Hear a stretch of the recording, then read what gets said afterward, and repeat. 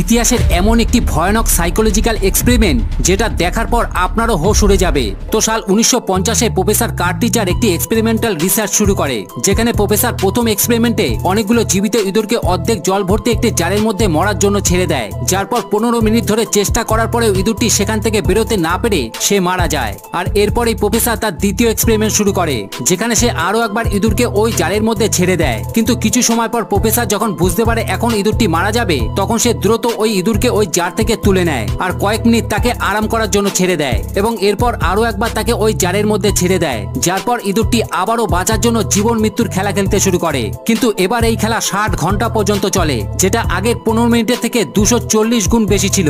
তার কারণ ইঁদুরের বিশ্বাস ছিল যে প্রফেসর এবারও তাকে তুলে নেবে, আর ইঁদুরের এই বিশ্বাসই তাকে 60 ঘন্টা পর্যন্ত লাগাতার সাঁতার কাটার জন্য সাহায্য করে। আর একেই বলা হয় পাওয়ার অফ বিলিভ। যেমনটা আমার বিশ্বাস আপনারা এই ভিডিওটিকে 1 লক্ষ লাইক করাতে পারে।